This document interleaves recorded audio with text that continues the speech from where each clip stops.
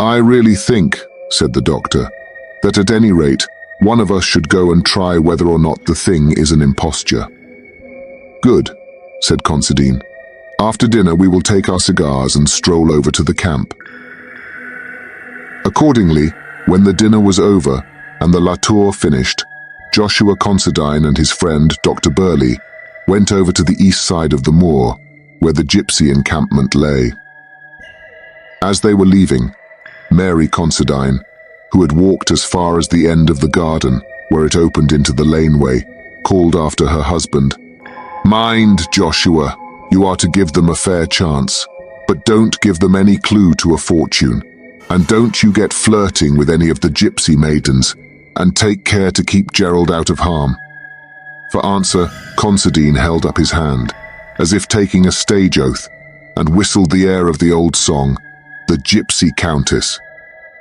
Gerald joined in the strain, and then, breaking into merry laughter, the two men passed along the laneway to the common, turning now and then to wave their hands to Mary, who leaned over the gate in the twilight, looking after them. It was a lovely evening in the summer. The very air was full of rest and quiet happiness, as though an outward type of the peacefulness and joy which made a heaven of the home of the young married folk. Considine's life had not been an eventful one. The only disturbing element which he had ever known was in his wooing of Mary Winston, and the long-continued objection of her ambitious parents, who expected a brilliant match for their only daughter. When Mr. and Mrs. Winston had discovered the attachment of the young barrister, they had tried to keep the young people apart by sending their daughter away for a long round of visits, having made her promise not to correspond with her lover during her absence. Love, however, had stood the test. Neither absence nor neglect seemed to cool the passion of the young man, and jealousy seemed a thing unknown to his sanguine nature. So, after a long period of waiting, the parents had given in, and the young folk were married. They had been living in the cottage a few months, and were just beginning to feel at home. Gerald Burley, Joshua's old college chum, and himself a sometime victim of Mary's beauty, had arrived a week before, to stay with them for as long a time as he could tear himself away from his work in London. When her husband had quite disappeared, Mary went into the house, and sitting down at the piano, gave an hour to Mendelssohn. It was but a short walk across the common, and before the cigars required renewing, the two men had reached the gypsy camp. The place was as picturesque as gypsy camps, when in villages and when business is good, usually are. There were some few persons round the fire, investing their money in prophecy, and a large number of others, poorer or more parsimonious, who stayed just outside the bounds but near enough to see all that went on. As the two gentlemen approached, the villagers, who knew Joshua, made way a little, and a pretty, keen-eyed gypsy girl tripped up and asked to tell their fortunes. Joshua held out his hand, but the girl, without seeming to see it, stared at his face in a very odd manner. Gerald nudged him. "You must cross her hand with silver," he said. "It is one of the most important parts of the mystery." Joshua took from his pocket a half-crown and held it out to her, but without looking at it, she answered, "You have to cross the gypsy's hand with gold." Gerald laughed. "You're at a premium as a subject," he said. Joshua was of the kind of man, the universal kind, who can tolerate being stared at by a pretty girl. So with some little deliberation he answered, "All right, here you are, my pretty girl, but you must give me a real good fortune for it." And he handed her a half-sovereign, which she took, saying, "It is not for me to give good fortune or bad, but only to read what the stars have said." She took his right hand and turned it palm upward, but the instant her eyes met it, she dropped it as though it had been red hot, and with a startled look, glided swiftly away. Lifting the curtain of the large tent, which occupied the center of the camp, she disappeared within. "Sold again," said the cynical Gerald. Joshua stood a little amazed, and not altogether satisfied. They both watched the large tent. In a few moments there emerged from the opening, not the young girl, but a stately-looking woman of middle age and commanding presence. The instant she appeared, the whole camp seemed to stand still. The clamor of tongues, the laughter and noise of the work were, for a second or two, arrested, and every man or woman who sat or crouched or lay stood up and faced the imperial-looking gypsy. "The Queen, of course," murmured Gerald. "We are in luck tonight." The gypsy queen threw a searching glance around the camp, and then, without hesitating an instant, came straight over and stood before Joshua. "Hold out your hand," she said in a commanding tone. Again Gerald spoke, sotto voce. "I have not been spoken to in that way since I was at school. Your hand must be crossed with gold." 100%. "At this game," whispered Gerald, as Joshua laid another half-sovereign on his upturned palm. The gypsy looked at the hand with knitted brows, then suddenly looking up into his face said, "Have you a strong will? Have you a true heart that can be brave for one you love?" "I hope so, but I am afraid I have not vanity enough to say yes." "Then I will answer for you, for I read resolution in your face, resolution desperate and determined if need be. You have a wife you love?" "Yes," emphatically. "Then leave her at once. Never see her face again. Go from her now, while love is fresh and your heart is free from wicked intent. Go quick, go far, and never see her face again." Joshua drew away his hand quickly and said, "Thank you," stiffly but sarcastically, as he began to move away. "I say," said Gerald, "you're not going like that, old man. No use in being indignant with the stars or their prophet, and moreover your sovereign. What of it? At least, hear the matter out." "Silence, ribald," commanded the queen. "You know not what you do. Let him go, and go ignorant if he will not be warned." Joshua immediately turned back. "At all events, we will see this thing out," he said. "Now, madam, you have given me advice, but I paid for a fortune." "Be warned," said the gypsy. "The stars have been silent for long. Let the mystery still wrap them round." "My dear madam, I do not get within touch of a mystery every day, and I prefer for my money knowledge rather than ignorance. I can get the latter commodity for nothing when I want any of it." Gerald echoed the sentiment. "As for me, I have a large and unsaleable stock on hand." The gypsy queen eyed the two men sternly and then said, "As you wish. You have chosen for yourself and have met warning with scorn and appeal with levity. On your own heads be the doom."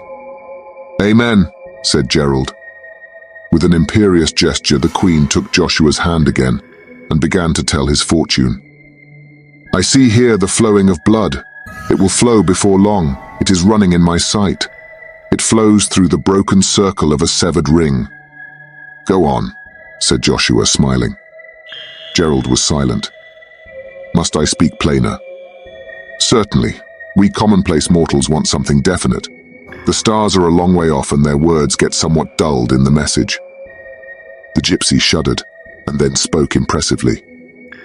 "This is the hand of a murderer, the murderer of his wife." She dropped the hand and turned away. Joshua laughed. "Do you know," said he, "I think if I were you, I should prophesy some jurisprudence into my system. For instance, you say this hand is the hand of a murderer. Well, whatever it may be in the future, or potentially, it is at present not one. You ought to give your prophecy in such terms as the hand which will be a murderer's, or rather, the hand of one who will be the murderer of his wife. The stars are really not good on technical questions." The gypsy made no reply of any kind, but with drooping head and despondent mien, walked slowly to her tent, and lifting the curtain, disappeared. Without speaking, the two men turned homewards and walked across the moor. Presently, after some little hesitation, Gerald spoke. "Of course, old man, this is all a joke, a ghastly one, but still a joke. But would it not be well to keep it to ourselves?" "How do you mean?" "Well, not tell your wife, it might alarm her." "Alarm her? My dear Gerald, what are you thinking of?" "Why, she would not be alarmed or afraid of me if all the gypsies that ever didn't come from Bohemia agreed that I was to murder her, or even to have a hard thought of her. whilst so long as she was saying Jack Robinson. Gerald remonstrated. "Old fellow, women are superstitious, far more than we men are, and also they are blessed or cursed with a nervous system to which we are strangers. I see too much of it in my work not to realize it. Take my advice and do not let her know, or you will frighten her." Joshua's lips unconsciously hardened as he answered, "My dear fellow, I would not have a secret from my wife. Why, it would be the beginning of a new order of things between us. We have no secrets from each other. If we ever have, then you may begin to look out for something odd between us." "Still," said Gerald, "at the risk of unwelcome interference, I say again, be warned in time." "The gypsy's very words," said Joshua. "You and she seem quite of one accord. Tell me, old man, is this a put-up thing? You told me of the gypsy camp. Did you arrange it all with Her Majesty?" This was said with an air of bantering earnestness. Gerald assured him that he only heard of the camp that morning, but he made fun of every answer of his friend, and in the process of this raillery, the time passed, and they entered the cottage. Mary was sitting at the piano but not playing. The dim twilight had waked some very tender feelings in her breast, and her eyes were full of gentle tears. When the men came in, she stole over to her husband's side and kissed him. Joshua struck a tragic attitude. "Mary," he said in a deep voice, "before you approach me, listen to the words of fate. The stars have spoken and the doom is sealed." "What is it, dear? Tell me the fortune, but do not frighten me." "Not at all, my dear. But there is a truth which it is well that you should know. Nay, it is necessary so that all your arrangements can be made beforehand, and everything be decently done and in order." "Go on, dear. I am listening." "Mary Considine, your effigy may yet be seen at Madame Tussaud's. The juris-imprudent stars have announced their fell tidings that this hand is red with blood, your blood. Mary, Mary, my God!" He sprang forward, but too late to catch her as she fell fainting on the floor. "I told you," said Gerald. "You don't know them as well as I do." After a little while, Mary recovered from her swoon, but only to fall into strong hysterics in which she laughed and wept and raved and cried, "Keep him from me, Joshua, my husband," and many other words of entreaty and of fear. Joshua Considine was in a state of mind bordering on agony, and when at last Mary became calm, he knelt by her and kissed her feet and hands and hair, and called her all the sweet names and said all the tender things his lips could frame. All that night, he sat by her bedside and held her hand. Far through the night and up to the early morning, she kept waking from sleep and crying out as if in fear, till she was comforted by the consciousness that her husband was watching beside her. Breakfast was late the next morning, but during it Joshua received a telegram which required him to drive over to Withering, nearly 20 miles.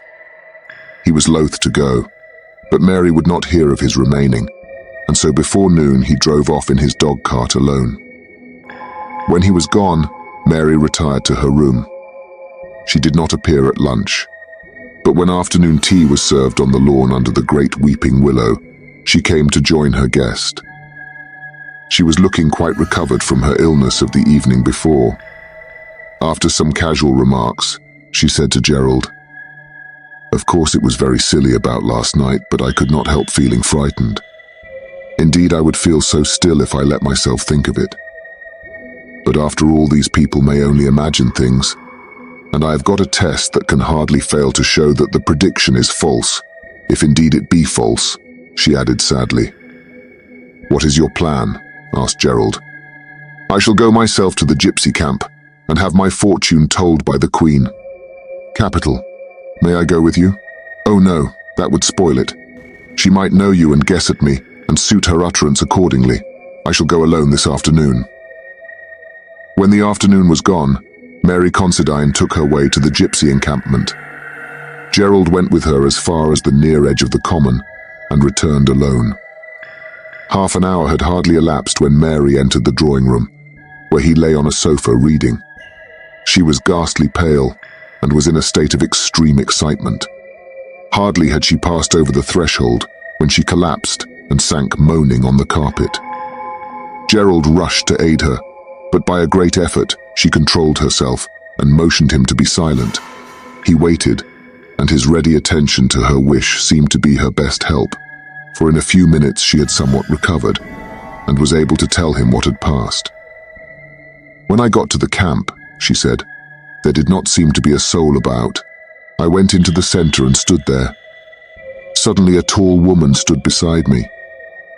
Something told me I was wanted," she said.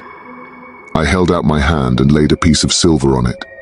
She took from her neck a small golden trinket and laid it there also, and then, seizing the two, threw them into the stream that ran by. Then she took my hand in hers and spoke, "Naught but blood in this guilty place," and turned away. I caught hold of her and asked her to tell me more.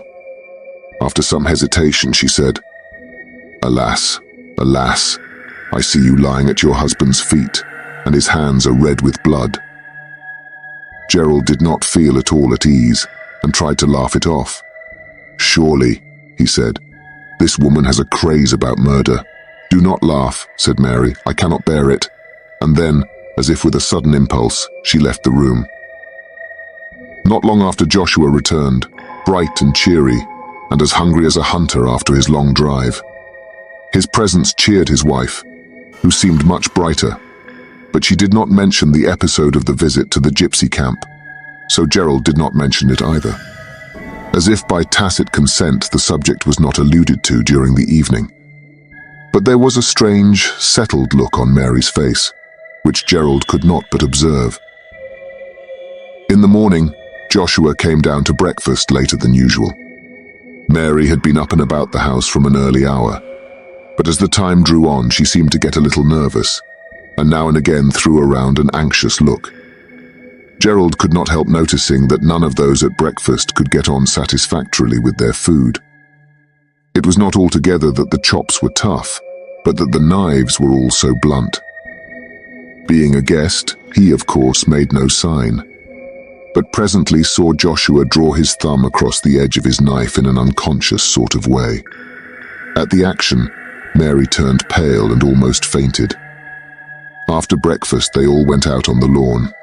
Mary was making up a bouquet and said to her husband, "Get me a few of the tea roses, dear." Joshua pulled down a cluster from the front of the house. The stem bent, but was too tough to break. He put his hand in his pocket to get his knife, but in vain. "Lend me your knife, Gerald," he said. But Gerald had not got one, so he went into the breakfast room and took one from the table. He came out feeling its edge and grumbling. "What on earth has happened to all the knives? The edges seem all ground off." Mary turned away hurriedly and entered the house. Joshua tried to sever the stalk with the blunt knife as country cooks sever the necks of fowl, as schoolboys cut twine. With a little effort, he finished the task. The cluster of roses grew thick, so he determined to gather a great bunch. He could not find a single sharp knife in the sideboard where the cutlery was kept, so he called Mary, and when she came, told her the state of things. She looked so agitated and so miserable that he could not help knowing the truth, and as if astounded and hurt, asked her, "Do you mean to say that you have done it?" She broke in, "Oh, Joshua, I was so afraid." He paused, and a set, white look came over his face. "Mary," said he, "is this all the trust you have in me? I would not have believed it." "Oh, Joshua, Joshua," she cried entreatingly, "forgive me," and wept bitterly. Joshua thought a moment and then said, "I see how it is. We shall better end this, or we shall all go mad." He ran into the drawing room. "Where are you going?" almost screamed Mary. Gerald saw what he meant, that he would not be tied to blunt instruments by the force of a superstition, and was not surprised when he saw him come out through the French window, bearing in his hand a large Gurkha knife, which usually lay on the center table, and which his brother had sent him from northern India. It was one of those great hunting knives which worked such havoc at close quarters with the enemies of the loyal Gurkhas during the mutiny of great weight but so evenly balanced in the hand as to seem light, and with an edge like a razor. With one of these knives, a Gurkha can cut a sheep in two. When Mary saw him come out of the room with the weapon in his hand, she screamed in an agony of fright, and the hysterics of last night were promptly renewed. Joshua ran toward her, and seeing her falling, threw down the knife and tried to catch her. However, he was just a second too late, and the two men cried out in horror simultaneously as they saw her fall upon the naked blade. When Gerald rushed over, he found that in falling, her left hand had struck the blade, which lay partly upwards on the grass. Some of the small veins were cut through, and the blood gushed freely from the wound. As he was tying it up, he pointed out to Joshua that the wedding ring was severed by the steel. They carried her fainting to the house. When, after a while, she came out, with her arm in a sling, she was peaceful in her mind and happy. She said to her husband, "The gypsy was wonderfully near the truth, too near for the real thing ever to occur now, dear." Joshua bent over and kissed the wounded hand.